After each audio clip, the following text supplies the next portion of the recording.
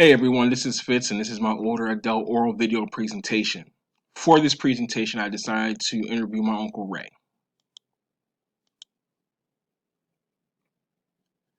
The developmental stage in Erikson's theory that I decided to focus my assignment on was stage 5, which is identity versus identity confusion. Erikson states that this is the stage where adolescents are exploring who they are and developing their sense of identity. He says that adolescents try out roles for the future and integrate these into their sense of self. And lastly, he states that adolescents who have difficulty integrating their roles into their identity will experience confusion about who they are.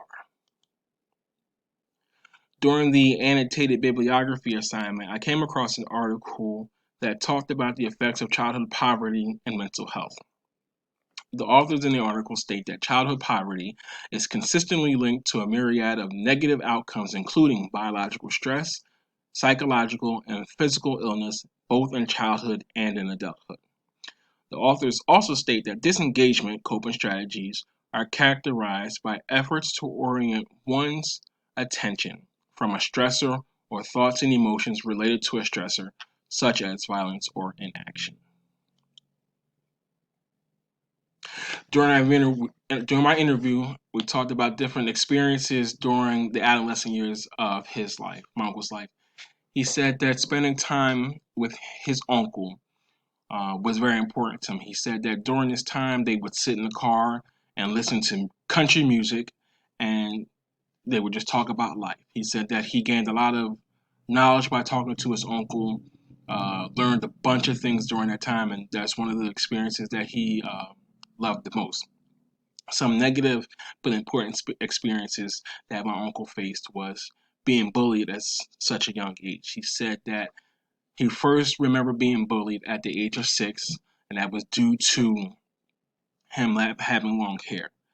He said that in the 1950s, a young boy having long hair was not sociably acceptable. Excuse me, at that time, so he was bullied. Some other important experiences during his adolescent years were was the sickness of his mother. He said that his mom was sick for a very long time. It started when he was 8, but I guess she got worse as he got into his teenage years. He said that he could remember a lot of long nights crying because he missed his mom. He felt a void that he was missing. He said that at the time his father worked, but once his mom became ill, um, he started to take care of the home and the children. And he said that his dad did a great job, but it's nothing like mom, and he missed his mom a lot. He said that in his adolescent years, he was introduced to violence and got into a lot of fights um, during this time in his life. He said that also, as a teenager, he said that he was introduced to alcohol and he dropped out of high school. He said the one thing that he did like during his adolescent years was his ability to play baseball. He said baseball was an outlet for him, and that was just his way of getting away from all the stressors in his life.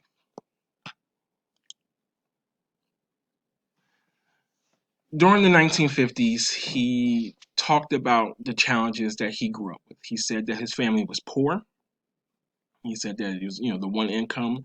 His dad was the breadwinner of the family, um, and his mom, stayed home to take care of when she was healthy. She stayed home to take care of him and his siblings in the household. He said some challenges that he faced was he wasn't sure who he was and what he wanted to do with his life at the age um, as a teenager. He said that he was doing a lot of things that weren't pleasing to everybody else, and he did what he wanted to do. During our interview, we talked about how poverty was an important factor in his life. He said that in his town, a little town in South Carolina, there's a population of about 300. He said that everybody knew everyone, and if you had a problem, the whole community knew you had a problem. He said that growing up during his teenage years, he had a lot of negative influences in his life. My uncle talked about when we talking about accomplishments. My uncle talked about how one of his major accomplishments was being sat down by his older cousin. My uncle said that one day his cousin came over and had a real stern conversation with him and told him that you were making poor decisions in life. Um, my uncle told me how his cousin said to him, "You have two choices: either you go to jail or you go into the military." And my uncle said that he chose to go into the military. So what he did was he went into the Navy in order to change his life. He said that while in the Navy, he spent a couple years there, um, learning how to become a man, uh, learning discipline, and during this time, he was able to complete his GED.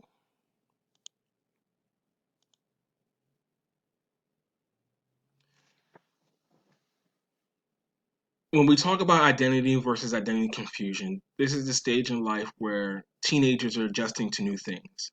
Um, we all know that during our teenage years, our bodies are changing, and we're starting to, might be getting our first jobs or thinking about what we want to do in life, and things can be confusing. So sometimes we act on our impulses instead of really clearly thinking about our decisions and how they could have potentially affected us later in life.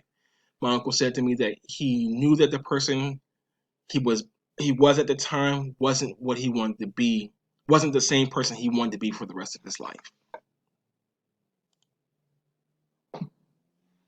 Again, the biopsychosocial factors that affected my uncle were living in a small poor community in 1959 South Carolina, being bullied as a child. He experienced sickness in his family, again, by his mother, and then um, his father having to step in and fill a void while his mom was out sick.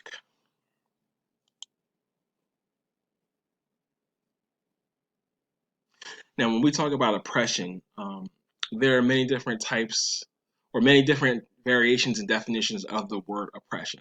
I decided to look at what Webster defined oppression as. And Webster defines oppression um, as something that's unjust or a cruel exercise of authority or power.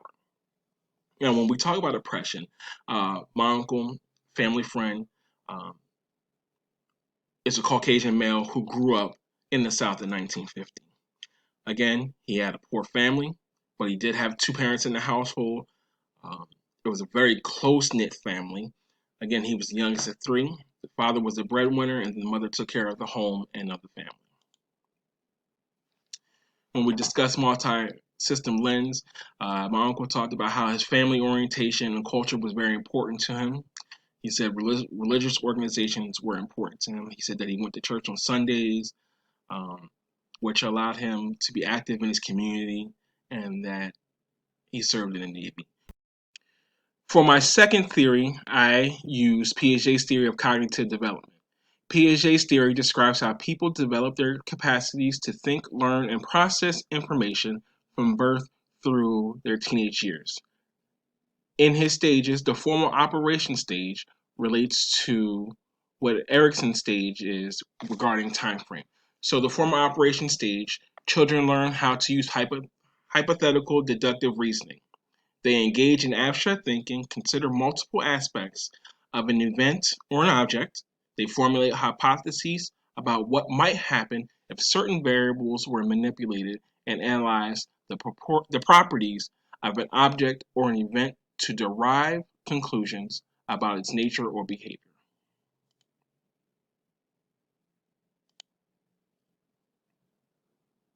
And when we talk about Piaget's theory of cognitive development, we also need to consider three things: schemas, accommodation, and assimilation. In this case, schemas are internal ideas and representations we hold about the world. In this case, my uncle's view on the world was clouded by his poor decisions and judgments.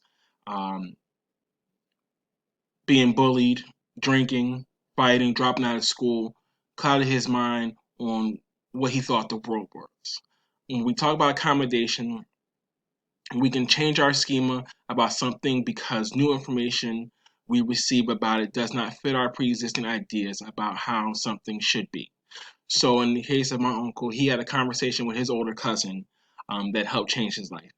Um, his cousin sat him down and told him that the decisions that he was making were very poor, and that he wasn't making the best decision for himself. So he gave him the option of either going to jail or going to the military. And as we already know, my uncle just decided to go into the Navy. When we talk about assimilation, this occurs when we bring new information about something to fit our existing schema.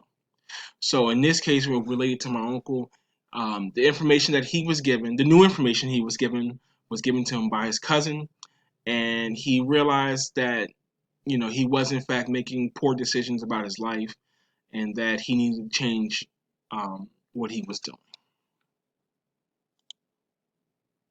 Some theory limitations. When we look at Piaget's theory, we look at how Piaget developed his ideas based on his own children. Therefore, his findings are biased. We see that Piaget's theory did not offer a large sample size from which to generalize his results to other children. And then Piaget does not pay enough attention to social cultural factors that affect cognitive development. I feel like Piaget did himself a disservice for not really expanding his research outside of his family, because he could have really looked at how different socioeconomical backgrounds affect people's cognitive development. Um, if he did research in America or in different countries, not just where he's from, could have helped him expand his theory and his beliefs.